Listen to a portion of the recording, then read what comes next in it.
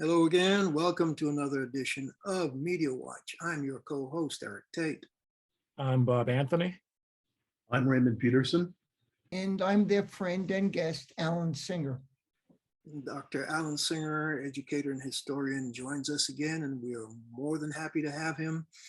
And we're doing this because things are breaking in the news, and we felt it was time for us to do and say something about significant events, especially we'll lead off the show paying tribute to one of my old friends and colleagues, more colleague than friend, because as much as I worked with Bernie, he and I were not personally that close, but I truly respected and admired him. And so let me see if I can play what CNN rolled out when Bernie passed last week before we speak to his eminence and status, okay? I might have to do some screen sharing, get rid of some other stuff that's bouncing into my screen.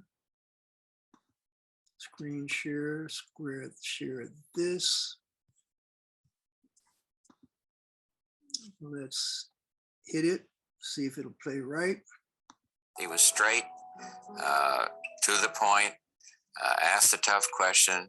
Many people say you should have finished him off when you had the chance. Why didn't you?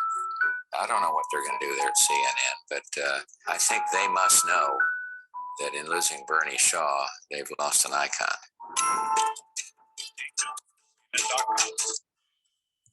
And that was a quick top of the beginning that CNN rolled in about when Bernie retired at the age of 61 at a very young age. And I like the way George H.W. Bush said, if you're losing Bernie, they're losing an icon, because he nailed it just with that statement, right? I mean, I remember when I was just getting started in newspapers, and every so often they'd have those presidential talks, chats, and invite the top anchors. And you'd see Peter Jennings, you'd see Tom Brokaw, you'd see Dan Rather, and then in the next seat would be Bernard Shaw. And for me, as a young reporter, that meant a lot, because it was he was the premier anchor for CNN News, and it just meant a lot to have him there with those other leading anchors. You know, for me, he always stood out as his coverage of the Iraq War. When he was the anchor, he was in Baghdad, and you would watch him present, and you could hear the explosions going on around him. But Bernard Shaw was always to the point. You know, he wasn't running away, he was running towards the news. Yeah. Bernie, Ray and I actually were colleagues of Bernie when he was at ABC News. I know Ray was over 2020 before I got to 2020. I was on the news desk. Matter of fact, I used to be the foreign assignment editor, and Bernie was one of the reporters I'd be moving here and there. Bernie's title was their Latin American correspondent for ABC News when ABC snared him from CBS. And I think they got him because CBS probably was underusing him. He went to he left CBS in '77. And I think he went directly to ABC, didn't he? He came to ABC from CBS. For some reason, I was conflating him with Lem Tucker, another old veteran Black correspondent. Lem came from NBC to ABC. Bernie came from CBS to ABC. The old musical chairs where if they don't use you well, or if they don't pay you enough, you shop your wares. Bernie ended up with ABC. He got the title Latin American correspondent, and basically he was always grounded. And that probably had something to do with the fact that he was a student of history when he was in college. He studied history, so he had a larger perspective. He was in the Marine Corps, which, having done that, would give you a hell of a lot more boots on the ground, centering. When you spend time in any branch of the military, especially in the Marine Corps, you tend to be a little bit more secure in who you are as a person. Otherwise, you don't do as well, don't survive as well. And so he wanted to be a journalist. He became a journalist, and Cronkite, he pestered Cronkite to find out how to do it. And Cronkite told him how to do it. And I'm sure that's how he ended up at CBS originally. When he got to ABC News, they were using him as their, quote, Latin American correspondent. And people forget, but Bernie was the guy covering the length and breadth of the Sandinistas revolt against Somoza in Nicaragua back in the day. And it was only when he came out for a break that Bill Stewart went in and lost his life, because he wasn't as seasoned a reporter as Bernie was. And so he made the bad mistake of not listening to his cameraman. Let me not go that. But anyway, Bill Stewart lost his life. Yeah.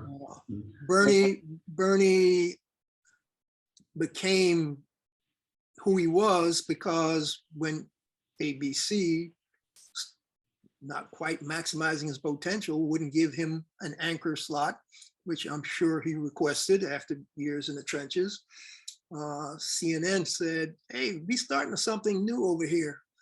Want to give us a try? And, you know, you'll be our guy. You'll be anchoring this new venture. And here I am, Ted Turner. I'm going to put my dollars behind it.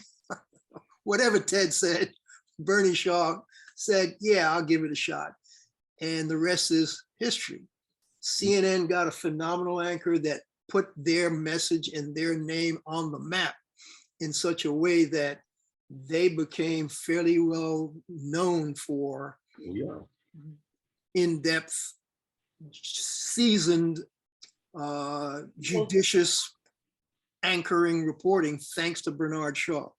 So, and they made TV history with the first Iraq war, Desert Storm, when Bernie was shooting the first night of bombing from the Al Rashid Hotel. I mean, I'm from under a desk. Come on. It is a legendary tale in the broadcast business, so we might as well let the general viewers know about it. The bombs were falling out there, the sky was pitch black, and then you saw all that stuff bursting. Go ahead, describe it. Yeah, well, and he said, I've never been there before, but this is like hell. He said he saw bombs going past his window, the hotel window.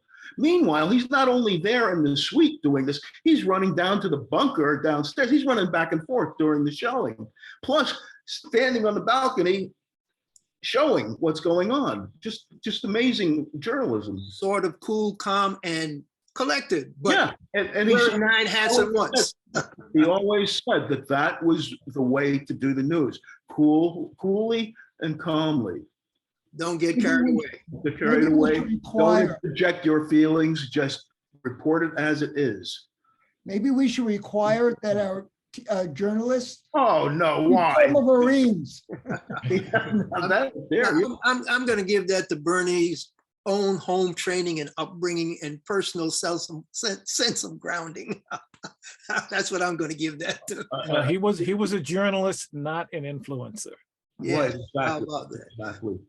Bernie was one I've been in this business a long time, one of the best, most outstanding anchors of all time. That's my judgment. Other people might quibble, might have, but for me, he was one of the best, most outstanding anchors of all time, bar none. And unfortunately for Bernie, who usually had impeccable timing, the announcement of his passing happened to be on a day that somebody else that was fairly well known decided to kick the bucket. Alan, who was that? What do we know? I think you're referring to Queen Elizabeth II of Great Britain. Oh, yes. Yeah. No, on Thursday night, I think it was September 8th, when Elizabeth and Bernie died, they had a memorial for Elizabeth posted on the giant Jumbotron at the Buffalo Bills Los Angeles Rams football game. And people in the stands were told today the world lost a beloved global figure with the passing of Queen Elizabeth II. But this is the thing. Queen Elizabeth II was not our queen. Apparently, she was a nice old lady. Yeah. But Americans fought a Revolutionary War from 1775 to 1781 because we didn't want a king and queen. Now, I'm not sure her passing merits all that media coverage, because left out, there is much to be unhappy about the British monarchy, looking back at history. Well, you know, there was a professor at Carnegie Mellon who did not pull punches. I don't remember if you guys remember that clip. Alan, where was she from? What was her thrust? Well, again, the professor's name is Uja Anya. She's actually from Nigeria, but she's a professor of modern languages at Carnegie Mellon. And after she tweeted about Elizabeth, she was criticized by both her university and by Amazon's Jeff Bezos. Now, again, the key thing to remember is she texted before Elizabeth died. And she wrote, quote, "I heard the chief monarch of a thieving, raping, genocidal empire is finally dying. May her pain be excruciating." Now, after she wrote this, she was targeted by Bezos. And she then tweeted to Bezos, quote, "May everyone you and your merciless greed have harmed in this world remember you as fondly as I remember my colonizers." Now, Carnegie Mellon was not happy. No. They responded to Professor Anya's initial tweet, quote, "We do not condone the offensive and objectionable message posted by Anju Anya, told on her personal social media account, and the university made clear, quote, the views she shared absolutely do not represent the values of the institution." But Professor Anya was not about to stop. And she wrote, quote, "If anybody expects me to express anything but disdain for the monarch who supervised a government that sponsored the genocide that massacred and displaced half of my family, and the consequences which those alive today are still trying to overcome, you can keep wishing upon the star." Now, again, I want to emphasize that Professor Anya sent her first tweet before the Queen died. And I can only say, bravo, Professor Anya.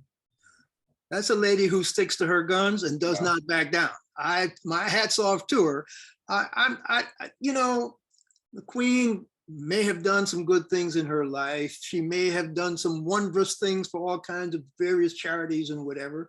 But as you said, Alan, she presided over an empire that raped and pillaged, just like the professor said.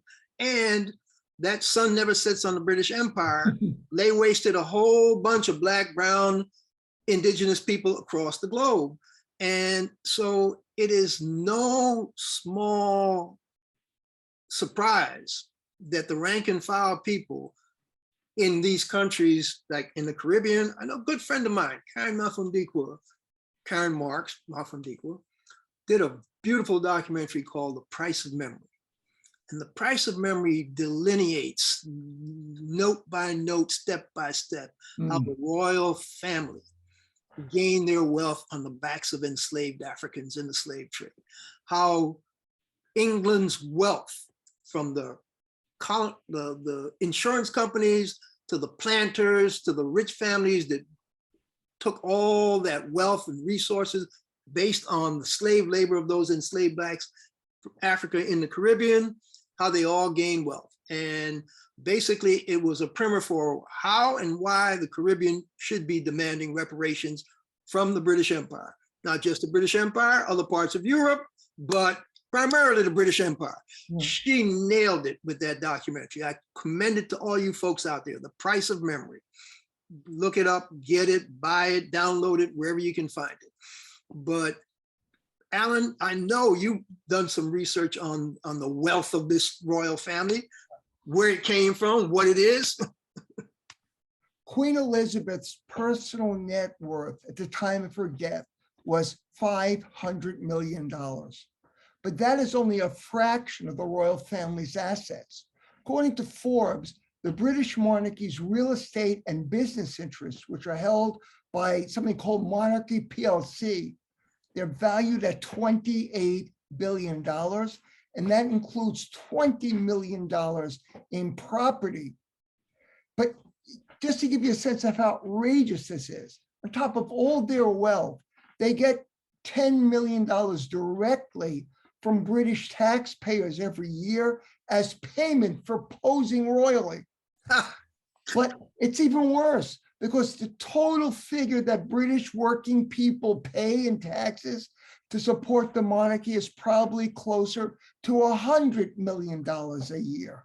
So they're astounding wealth. Now, Jamaica is demanding that Great Britain pay reparations for the transatlantic slave trade. An estimated 600,000 Africans were brought to Jamaica on the deadly Middle Passage to work on British sugar plantations, and that created the wealth that financed Britain's commercial and industrial dominance in the 19th century. Yep. And just to know how responsible the monarchy is, in the 17th century, the Royal African Company was controlled by the British Crown. And these people were outrageous.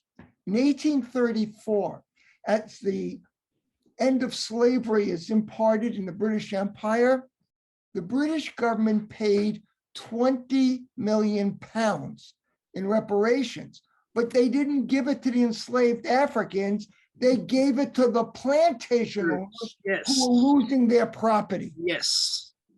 I Now, remember that well. 20 million pounds in 1834 is the equivalent of 4 billion American dollars today.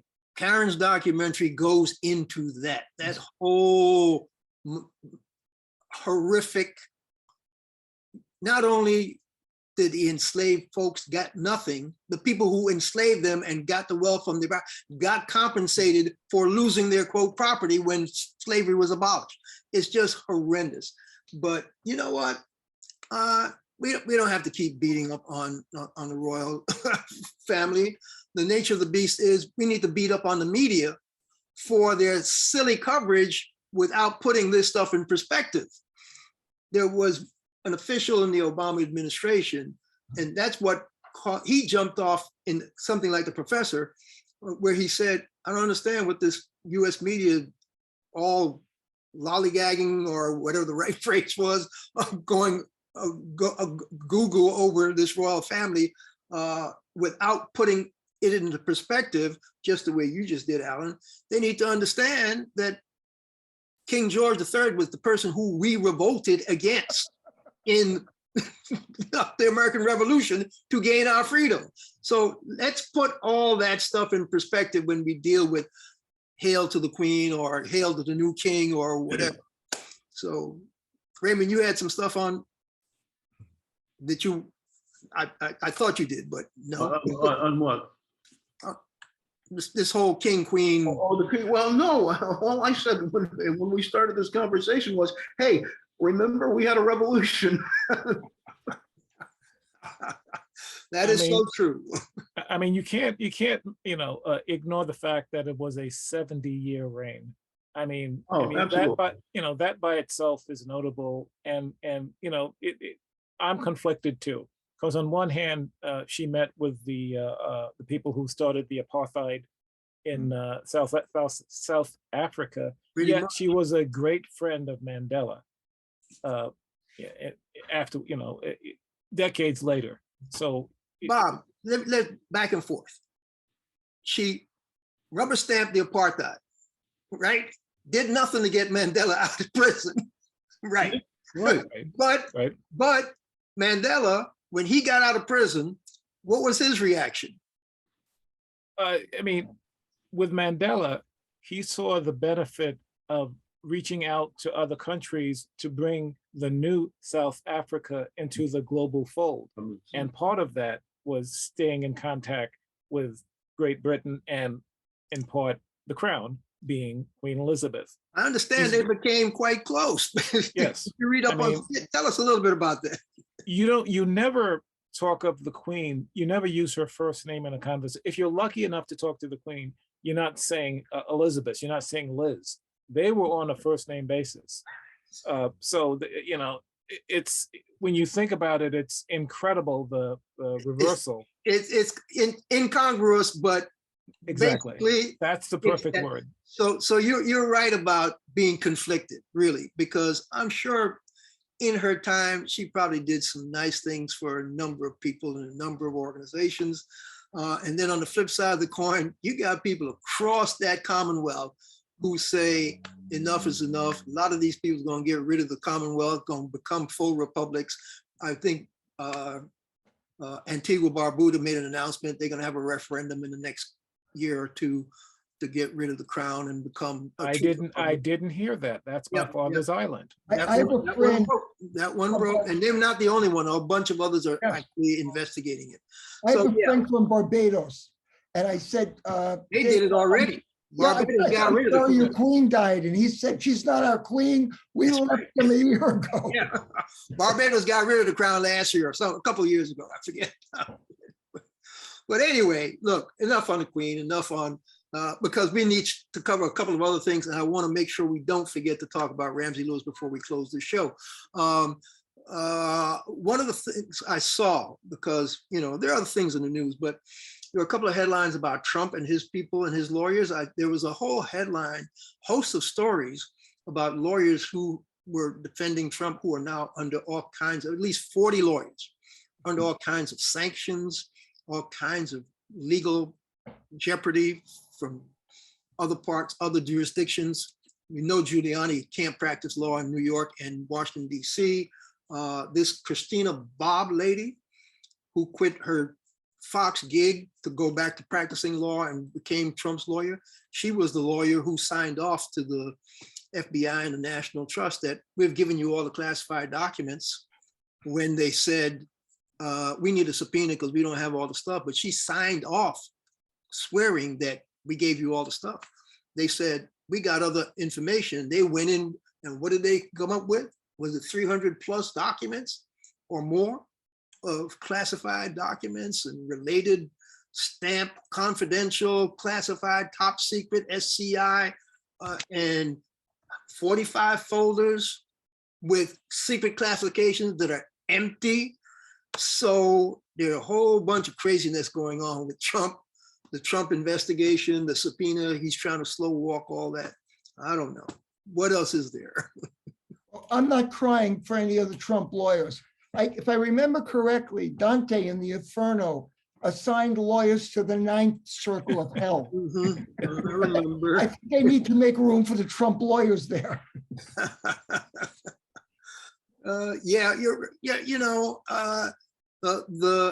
I guess what was it? They were now saying MAGA now stands for making attorneys get attorneys. Attorneys, yes. Making attorneys get attorneys. And we have about 4.5 minutes. Well, within the 4.5 minutes, I don't have a clip that I could play, but see if I can find one of the obits. Yeah, Bob, tiniest slide has nothing to do with this. I have 8 minutes and 50 seconds left. No, we have about 4 minutes. Yeah, that's what it says on the thing up there. I have the clear timer. All right.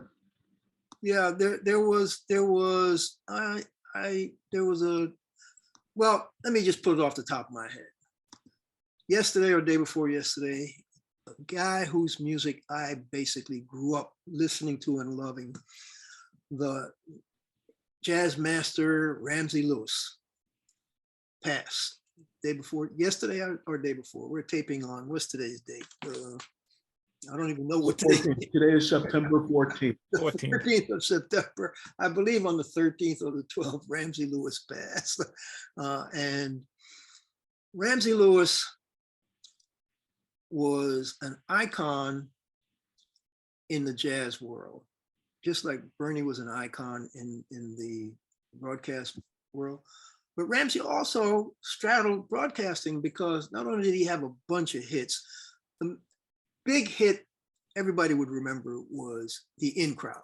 The Ramsey Lewis Trio hit big with the In Crowd because he took funky gospel flavored chords and just hit a groove with I'm in with the In Crowd. And it was so infectious that it climbed up the jazz charts crossed over to the pop charts, got, I think, to number 8. And after that hit like that, it wasn't just Chicago that knew Ramsey Lewis. The rest of the globe knew Ramsey Lewis. And so he became a phenomenal artist. He's the guy that actually laid the foundation for Maurice White and Earth, Wind and Fire, because Maurice came into his later iteration of his trio. And then from there, went off and spun off Earth, Wind and Fire. Ramsey did Urban Nights, where Grover Washington Jr. and a bunch of other people would come through, and he was cutting records up until basically he passed. He used to do a broadcast show for PBS, and it was called The Legends of Jazz.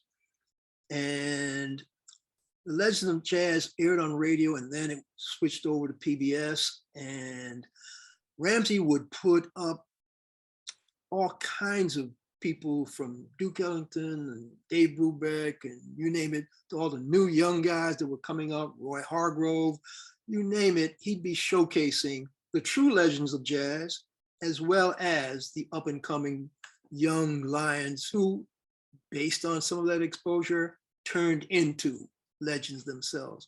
And so I want us to at least say a fond farewell to the great Ramsey Lewis. He was jazz musician par excellence, communicator and broadcaster, well worth his honor as an NEA jazz master.